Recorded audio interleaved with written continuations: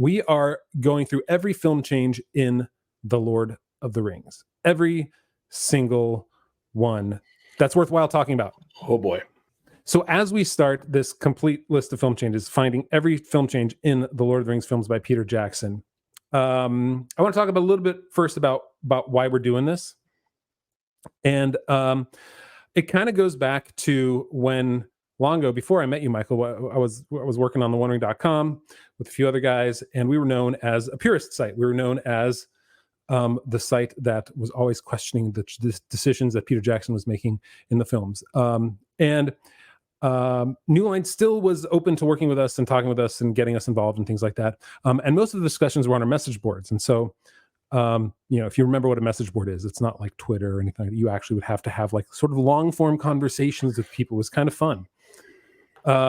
And so that, in fact, little tip, that forum is still online. If you go to forums.thewondering.com, it's completely just read only. You can't do anything with it.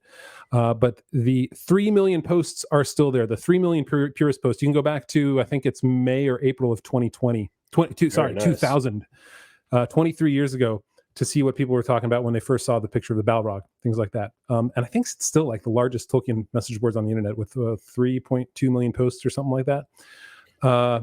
Wow. And so one of the people who was on that forums was a guy named he called himself Calgon the Black. He helped out with the site, and he decided to start the complete list of film changes. And most of this is really due to his dedication to making sure that everything was listed in there. And it's been updated and changed over the years, but he was really the firing gun that got us launched into doing that. And so now we feel like, after seeing the Rings of Power, and as we're trying to do that right there. You don't see I'm wearing my Make Tolkien Great Again hat, which doesn't fit over my headphones, but can I do this? I don't know. Anyway, Make Tolkien Great Again, right? We see so much that isn't doing this, right? That there are people who say they like Tolkien, but are completely okay with any change that they make to the author's works. We see the Rings of Power, which are just, they're going off the deep end with their decisions and characterizations and their writing style. It's bad. So I think it's worthwhile to go through and say, like, okay, by going through every change in Peter Jackson's Lord of the Rings, we can look at what worked for us, obviously, what didn't work. We can get your feedback. You can tell us what are the things that we missed when going through the Lord of the Rings, going through all these film changes. And as you can see, if I were to let's see, where's this? So right here.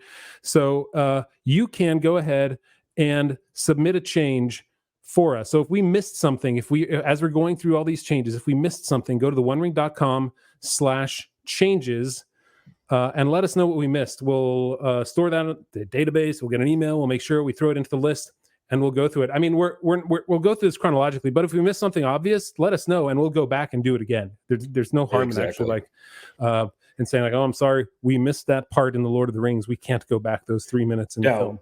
We should probably mention that we do reserve the right, as you said in the beginning, it's all the ones worth talking about. There are probably thousands of changes if you get down to the brass tacks, changes here and there, and that are about details that we don't find to be important enough for the sake of storytelling. See, that's the lens that I look at this through is Tolkien is telling a story and he's a master storyteller, and Jackson was trying to tell a story cinematically.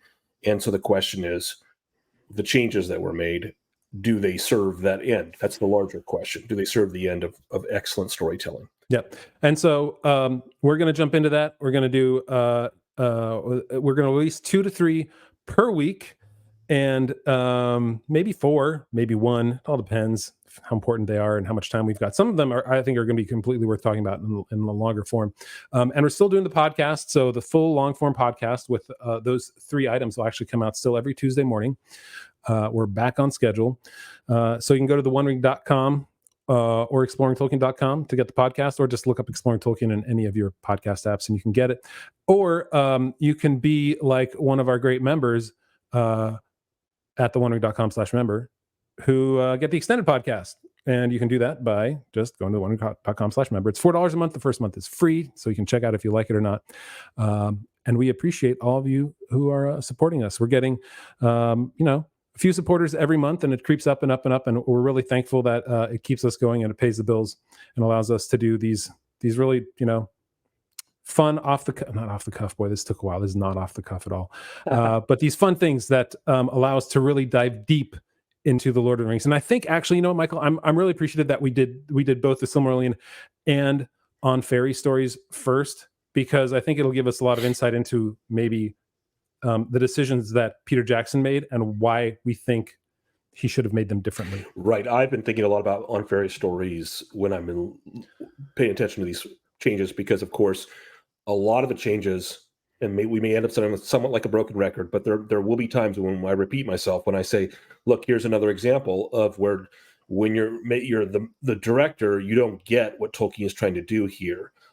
In fact, one of our first three short ones, I do in fact say exactly that.